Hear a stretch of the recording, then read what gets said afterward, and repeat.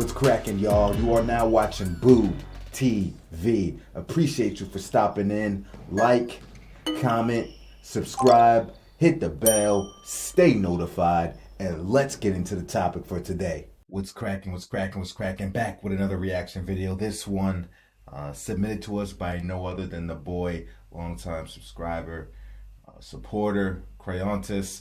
And again, thank you for using the video and recommendation channel as the hub to house these requests in the comment section of that video. It really helps me organize and stay track on things. So keep on track of things. So he provided another video to check out by Johnny Arnett. We've reacted to a few videos from this YouTube channel. Go check it out. And as always, I'll put a link to the source material right here in the description of this video.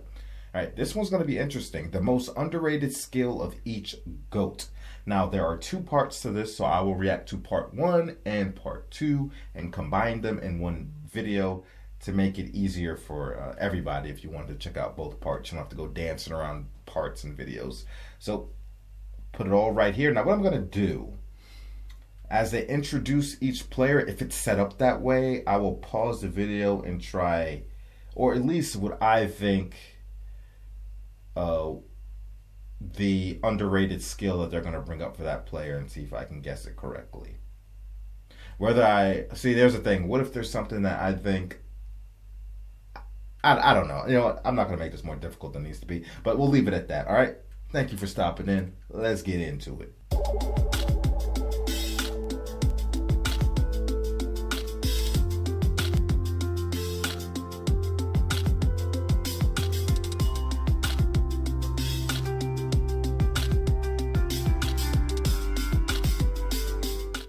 Today's video is pretty straightforward.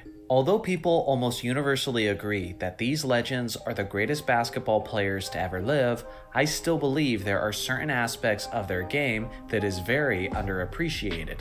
Today, I want to place a spotlight on those underrated aspects, which for one, should have some value for basketball education, but I also think this information can help equip you better when debating your list of the greatest players of all time.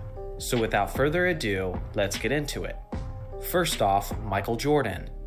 Oh, see, well, it says shot blocking. I didn't even get a chance. All right, shot blocking. I was going to say defense, but that's part of it, so yeah. To me, the most underrated aspect of Michael Jordan's game was definitely his shot blocking. If MJ isn't the greatest shot blocking guard in the history of the game, then he's certainly in the top 3. On defense, Michael was a very sneaky and intelligent player who could read a defense and respond accordingly as the help defender. Combine that with his insane quickness, agility, and leaping ability, and you have the recipe for an all-time great shot-blocking wing. MJ has the most blocks by a guard in a single season, which was a total of 131 in the 87-88 season, and unsurprisingly, that was the season he won the Defensive Player of the Year. Not only is he first on the all-time list, but he's also in the second spot as he blocked 125 shots in the 86-87 season. All right, you know what? I'm going to pause the video real quick because I really want to try to guess what he's going to say for each GOAT. Now, I don't know the players that he's going to list, so what I'm going to do is just put down the most probable GOAT candidates that people generally have in these GOAT debates, and then I'll just list those off, and if I'm lucky, it'll be the players that he talks about. All right, so I made my list here. I covered about all the players that I've seen in most people's top 10 lists. I even threw in Kevin Durant, even though I've seen him in like a few lists, but I threw him in there just to cover the base in case he brings KD up. I don't think KD's a GOAT candidate at all, but just in case. So LeBron, I feel like they're going to bring up the clutch. Kobe, passing. Bird, defense.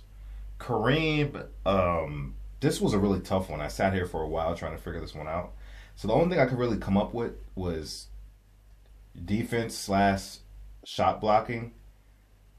Magic, I brought up scoring / shooting. Chamberlain, I brought up his shooting ability, or scoring in a variety of ways. Because most people just think he was just always under the hoop. Bill Russell, this was a tough one too, because he's pretty much known for his defense. and his offense isn't underrated. It's rated appropriately. So I brought up his athleticism because that's not something people talk about much. Tim Duncan, this was another tough one. The only thing I could think about was Duncan that might be underrated was his mid-range shooting, pick and pops or setting screens, misdirection. Screener actually pops out off the backboard, fundamentalist Duncan. Shaq, I brought up the soft touch of the baby hook and ball handling. I'm kind of cheating there. I put 2, but I think both of those are underrated with Shaq. Hakeem Olajuwon, I brought up mid-range fadeaway jumpers. Steph Curry, I brought up steals.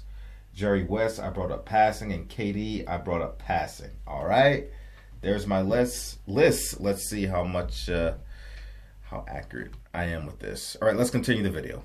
When people argue between Michael Jordan and LeBron James, this is an aspect that usually goes under the radar. Sure, LeBron certainly has the more famous shot blocking highlights, but contrary to popular belief, Jordan actually blocked more shots per game over the course of their careers, regardless of the fact that he's 3 inches shorter and plays a perimeter position. Make sure you never overlook Jordan's shot swatting accomplishments when considering who's the most complete player. Next is LeBron James. In my opinion, the most underrated aspect of LeBron's game is certainly his clutch gene. I'm not just talking about buzzer beaters or one-possession shots in the final 30 seconds, but I'm talking about playoff situations where everything was on the line and showing up in a big way. Of course, LeBron has the awful 2011 finals on his resume, but far too many people act like his career ended then and there. Since then, LeBron has been constantly dominating meaningful games in the postseason. This is what he averaged in the 2011 finals, and in his 45 NBA Finals games since then, these are the numbers he's averaged, as he's nearly been an efficient and consistent 30-point triple-double on the game's biggest stage. Throughout his career, LeBron has played a total of 8 Game 7s, and in those games, he's averaged 34.9 points, 9.9 rebounds, and 5.6 assists on 48.7% shooting. With a minimum of 3 Game 7s played, that is the highest Game 7 scoring average in NBA history. In this modern day, if you're still saying that LeBron isn't a clutch player, then someone needs to yank you out of the year 2011. Next is Wilt Chamberlain. The most underrated part of his game was his incredibly skillful scoring. Everybody knows this Goliath-like figure was a remarkable blend of strength and athleticism, as he averaged as high as 50.4 points in the 1960s. But often the misconception that people make is that Chamberlain dominated the game simply using brute force, similar to how Shaq did it in the early 2000s, but to an even more dramatic extent. Although Wilt was certainly capable and would occasionally overpower players, he also had one of the greatest fadeaway jump shots in the history of the game. Imagine Dirk Nowitzki's unstoppable fadeaway, but instead of it coming from a 7-foot player with a 7'3" wingspan, it was coming from a 7'1" player with a 7-foot 8-inch wingspan. That was what Wilt Chamberlain was doing in his prime. Not only is there complete compilation videos of him doing that shot, but there are numerous testimonies of Wilt dominating entire games almost exclusively with his jump shot. Next up, Kareem Abdul-Jabbar. Just like Michael Jordan, Kareem's most underrated skill was his shot blocking. When it comes to the captain, everyone wants to talk about how he was the NBA's all-time leading scorer for many years, and about his iconic sky hook. But what is often overlooked is the fact that he was one of the greatest rim protectors to ever live, as he was officially a league leader in blocks per game in 4 separate seasons, getting as high as 4.1 in 1976. Not only did Kareem used to be the NBA's all-time leading scorer, but he should be the league's all-time leader in blocked shots as well. The reason for this is because the NBA didn't start tracking blocked shots until the 1973-74 season, which means that the first 4 years of Kareem's career, his blocks did not count towards his total. Over his career, he averaged 199 blocks per season, and that includes his twilight years where he was playing less minutes. So even by a conservative estimate, Kareem presumably would have been the all-time leader over Hakeem Olajuwon. With that being considered, I'm very comfortable suggesting that this is a part of his game that doesn't get enough shine. Next, let's take a look at Magic Johnson, whose most underrated skill was his ability to score at will. Magic was a savant with the basketball, as he's arguably the greatest passer that the game of basketball has ever seen. This was his bread and butter, and he's famous for being the successful, flashy leader of the Lakers' Showtime offense. There's no question that Magic's natural preference was being a distributor. But with that being said, Magic could have been a leading scorer whenever it was necessary. He was very reliable with his back to the basket, as he used his size over the smaller guards to be a fantastic post scorer. He also had a very dependable baby hook shot, which he used frequently throughout his career. Magic had 6 games in his career where he scored at least 40 points, and specifically in the 1987 NBA Finals, he led all players in points, outscoring even the legendary Larry Bird and Kareem Abdul-Jabbar, as he averaged 26.2 points over the series while still getting 13 assists per game. The 89-90 season was the first year after Kareem Abdul-Jabbar's retirement, and because of this, Magic had to take on a heavier load as a scorer, and he did that extremely well. In the 1990 postseason, Magic averaged 25.2 points per game, which was the 3rd highest scoring average of all players in those playoffs, trailing only Michael Jordan and Patrick Ewing. If he wasn't so unselfish as a giver, he likely would have been one of the best scorers from the 80s. Of course, we gotta follow up Magic with Larry Bird. Honestly, it's hard for me to pick Bird's most underrated trait between his rebounding and his defense, but I think I'll have to give the slight edge to his defense. Now don't get me wrong, Bird was not a defender on the level of Dennis Rodman or Scottie Pippen. But at the same time, you wouldn't be wrong if you described him as one of the elite defenders of his era. A lot of people make the mistake of assuming Larry was a below-average defender, probably because on the surface level, he looks like a slow and unathletic player, but it couldn't be further from the truth.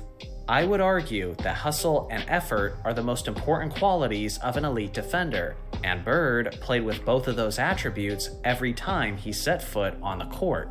He may not have had the quickest feet, but he had extremely quick hands, as he averaged an extremely impressive 1.7 steals over the course of his career, as he was regularly among the league leaders in steals per game. One of the most impressive performances in Bird's career was in 1985 against the Utah Jazz, when he nearly got a quadruple-double, pouring in 30 points, 12 rebounds, 10 assists, and a whopping 9 steals on 59% shooting. One other key detail, Larry didn't even play in the 4th quarter of that game, because it was a blowout. If Larry had stayed in the game, not only could he have got a quadruple-double, but he may have set the record for the most steals ever in a single NBA game. For his career, Larry made a total of 3 All-Defense teams, and he was 3rd overall in the Defensive Player of the Year voting in 1983. The defensively legendary Tim Duncan has never finished higher in the Defensive Player of the Year race than Larry Bird has. So if anyone ever makes it seem like Bird wasn't a good defensive player, quickly educate them on how little they know about basketball in the 80s. Next, let's take a look at Bill Russell. To me, easily the most underrated part of Russell's game was his leaping ability. For some reason, everybody talks about the incredible athleticism of Wilt Chamberlain, yet Bill Russell's jaw-dropping ability becomes somewhat of an afterthought.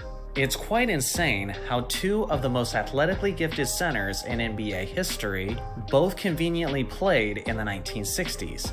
Some of you may have not seen the clip where Russell is sprinting on a fast break, and then he jumps clear over the opposing defender on his way to converting the basket. This single play is evidence of his world-class leaping ability, and when I say world-class, I'm not being facetious. In 1956, Bill Russell participated in the West Coast Relays high jump competition. In this contest, Bill cleared 6 feet 9.25 inches, which tied him for first place with Charlie Dumas. Russell could have went on to the Olympics that year, but instead, he decided to focus on his basketball career. The man he tied with, Charlie Dumas, went on to win the Olympic gold medal in the high jump competition. Luckily for him, he didn't have the insanely competitive Bill Russell going up against him. At the time, Track and Field News had Russell ranked as the 7th best high jumper in the world, and as the 2nd best high jumper in the United States. All of that absurd athleticism was packed into a 6-foot 10-inch frame. It's no wonder why he won so much. This is just part 1 of an ongoing series, and in part 2, we'll be taking a look at other players like Kobe, Duncan, Shaq, Hakeem, and Steph Curry. So stay tuned for that. So what do you guys think? What's an underrated aspect about a superstar? Let me know your thoughts in the comment section below. Thanks for watching as always. Make sure to like and subscribe for more basketball content, and I'll see you guys in the next video.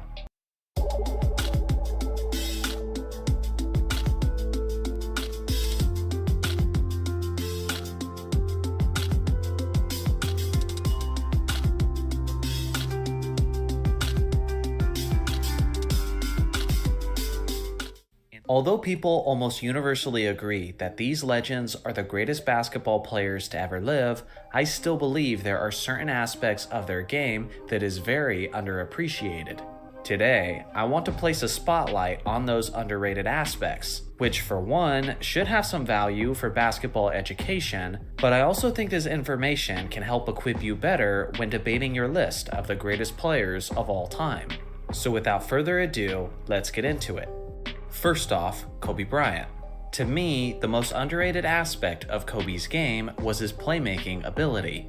Everybody knows that the Mamba's natural tendency was to shoot a high volume of shots.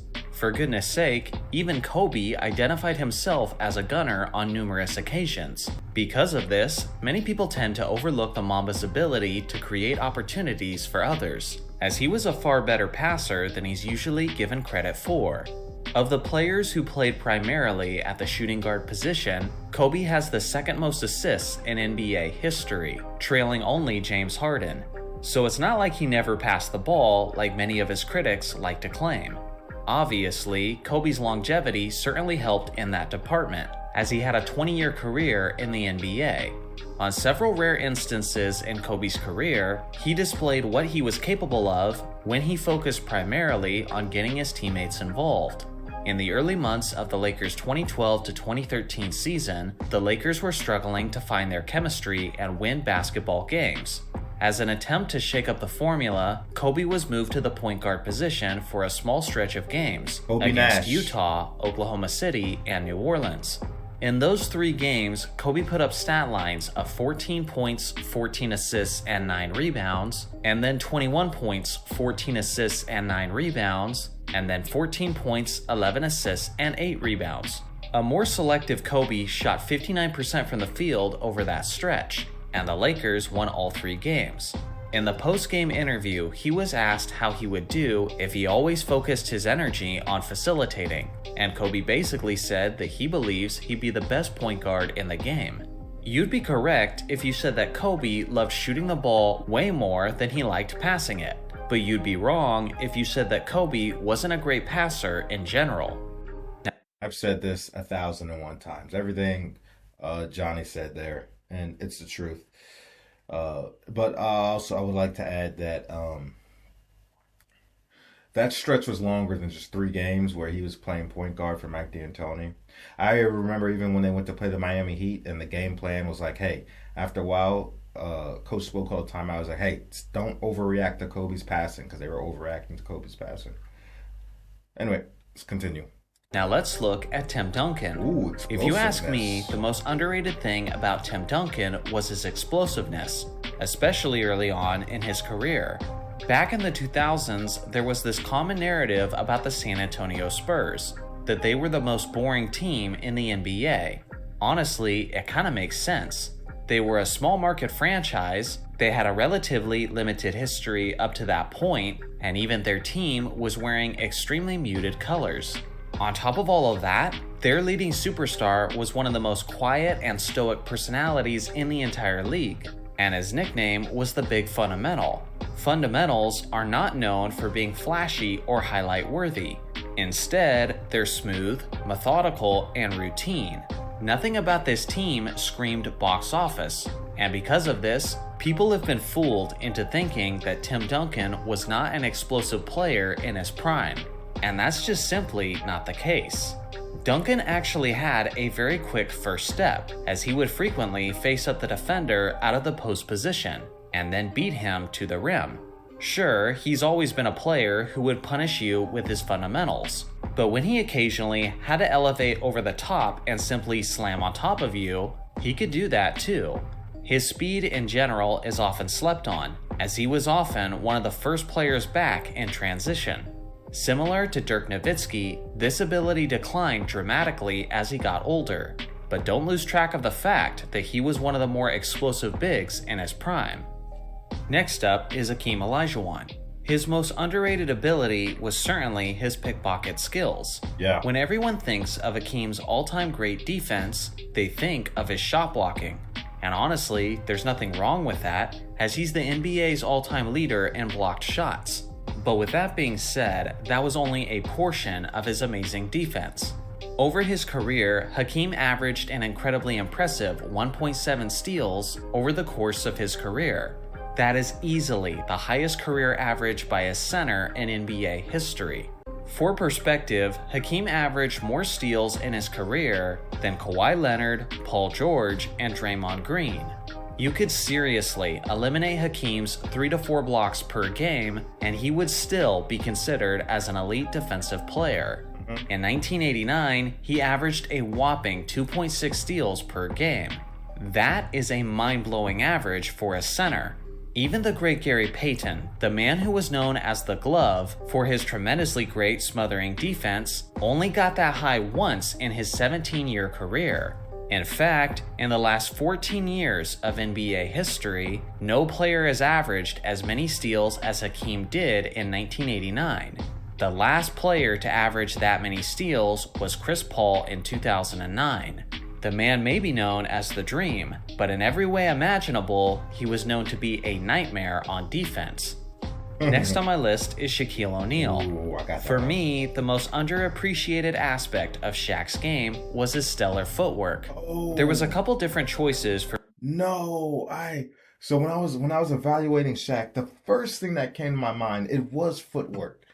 And I was like, Shaq had great footwork. No one gives him credit for it. And I was like, you know what? No, maybe they'll mention the soft touch, and maybe they'll just go with the ball handling, because he could run the fast break and could maneuver. The footwork was initially on my mind, and I went ball handling and baby hook instead. I swear to you, that's why when it popped up, I was like, yeah, I got that one. I was like, no, that was my initial thought, but I didn't conclude with that. Damn it. Okay. For me to choose from. Shaq's passing ability and vision is something that people rarely talk about, but I gotta give the slight edge to his footwork. A lot of people view Shaq as the big, dominating figure who mindlessly bullied players in the paint. Although Shaq certainly imposed his will on smaller defenders, he didn't do it without his fair share of skill. Referees are on the lookout for traveling violations, but it always felt like they kept an eye on Shaq even more critically.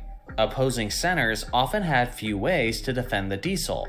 He was the most dominant force in modern basketball history thanks mostly to his brute strength and size. But you don't get as dominant as he was without skill and knowing how to execute. Bro. Next is Steph Curry. To me, the most underrated part of Steph Curry's game is his inside scoring and his ability to finish around the rim.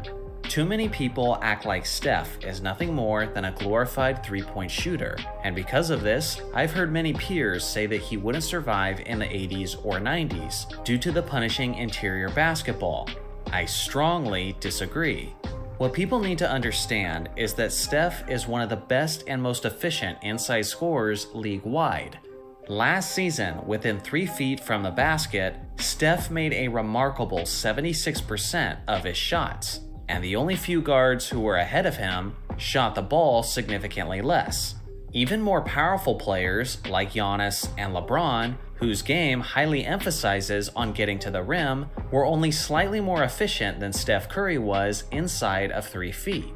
Curry was also more efficient in that zone than taller star players like Luka Doncic and Jason Tatum. His elite ball handling and perimeter shooting allows him to create space on the interior as well. So in a way, his greatest skill on the perimeter allows him to be a stronger threat on other areas of the court as well. Don't get it twisted, Steph is the greatest three-point shooter to ever live, but he's so much more than just that. Lastly, let's take a look at the logo, Jerry West. The man known as Mr. Clutch was one of the greatest scorers of all time, in both the regular season and the postseason. But if you ask me, the most underrated part of his legacy was his defense as a whole. Somehow, West's dynamic two-way dominance is something that often goes below the radar. West wasn't just a quality defensive player, but he was one of the greatest defenders of all time.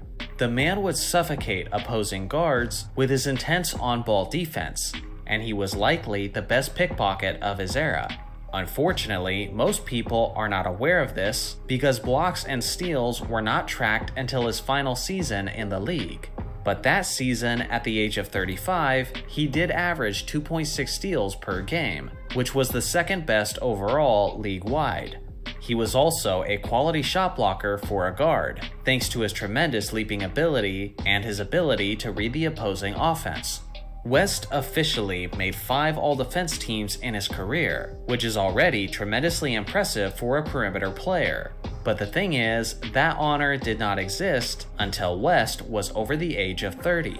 If he had all-defense team selections available to him in his 20s, then he likely would have more all-defense team selections than any other guard in NBA history. Throughout the decades, very few players have been able to average 30 points per game while shutting down the opposing team's best player. Jerry West was one of the few who could do that. So what do you guys think? What's an underrated aspect about your favorite player? Let me know your thoughts in the comment section below. Thanks for watching as always. Make sure to like and subscribe for more basketball content, and I'll see you guys in the next video. All right, so I got 7 for 12. I'm kicking myself for not sticking with footwork with Shaq. And I'm also kicking myself for Steph Curry, because when I was analyzing Curry, the thought of scoring on the inside did cross my mind.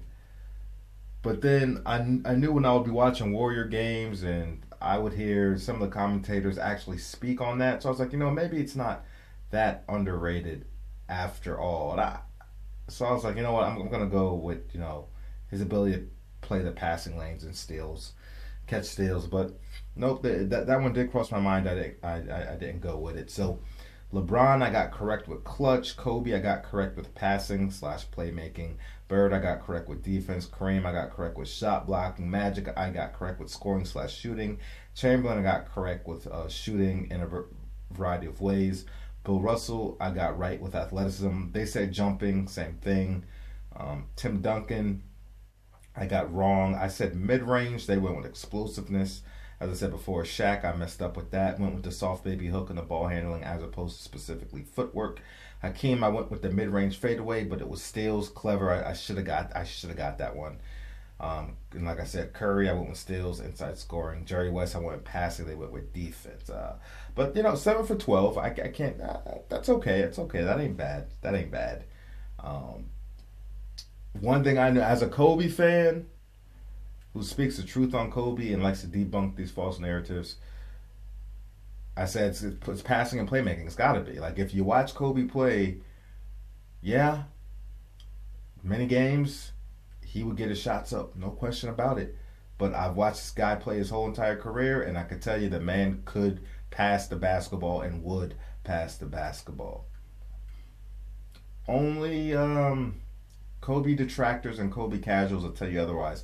Take it from somebody that's unbiased and will speak the truth about a player, and whether it's my favorite player and I gotta talk bad about him or talk good about him, I'm gonna keep it real. And Kobe wasn't always just gunning, man. The dude passed the ball enough for a shooting guard at that. I knew they would bring up LeBron's clutchness. I've been on the record saying, though some people like to call me a LeBron hater, I've been on the record saying on this channel that LeBron had some serious clutch woes early in his career, but he addressed a lot of it, and he has been pretty decent from clutch over the last couple years. And one of his biggest problems was um, just having the kahunas to take the shot. And it still resurfaces from time to time. He still doesn't take the shot. Yes, it still happens where he's scared to make clutch free throws, so he shies away from trying to get to the free throw line. Yeah, he clunks clutch free throws, but he's gotten better. Bird defense, I've done plenty of Larry Bird content here, and you've heard me on the record saying how underrated Bird was defensively and how in his era there were just a lot of defensive players at his position. Very smart. Kareem, like I said, that one was tough. So the only thing I could really think of was shot blocking because I felt like he gets credited in most other areas where he is proficient. Magic, I thought that was an easy one. Scoring, shooting. People don't really talk about Magic's ability to score, but the dude could score when needed. Bill Russell, athleticism. All people really talk about with Bill, is his defense and what his defense creates. And his, like I said before, his offense was what it was. Wasn't the best. It's not something that's underrated. So it had to be his athleticism. Athleticism is the only thing I could think of at that point. Timmy D, a lot of people just talk about his post moves a lot. And maybe I'm wrong about this being underrated, but like I said, the dude could really shoot the spot up mid-range jumper off the glass. Maybe it's not underrated. Maybe he does get enough credit for that. But explosiveness, that's fair. Shaq had a lot of, I'm not gonna say a lot, but he had quite a few aspects of his game that were underrated, and I think that has to do with just how dominant he was, and what people remember is him dominating in the paint and just catching the ball and bullying and flinging people around. But from a guy that watched Shaq his whole career, as a diehard Laker fan as well, I'll be the first to tell you Shaq had ball handling, Shaq could pass the ball, Shaq had footwork, Shaq had a soft touch and finesse around the rim, but never gets credit for it. Hakeem, I think people just talk about his defense a lot and his footwork close to the basket, but the dude could really shoot the mid-range. But yeah, steals would definitely be number one. His stealing never gets mentioned. His ability to steal. Curry, that's fair. Like I said, I had steals. I think he led the league in steals one game, but he still wasn't a good defender, but he was playing the passing lanes well. But that's fair. That's fair. And it's funny, when I said I was processing Steph initially, and I initially thought about saying scoring inside, one thing I was going to say, if I concluded with that, was the fact that his three-point shooting was so prolific that it gave him more opportunities inside. I swear I was going to say that, but I should have. And Jerry West, a very underrated playmaker and passer. I think people just talk about his clutchness and his scoring more than anything. But yeah, his defense too, man. His defense too.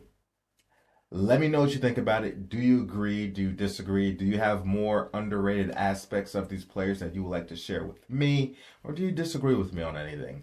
Let me know. I would love to hear your opinion. Like, comment, subscribe, hit the bell, stay notified, and I'll catch you on the next one. We out, baby.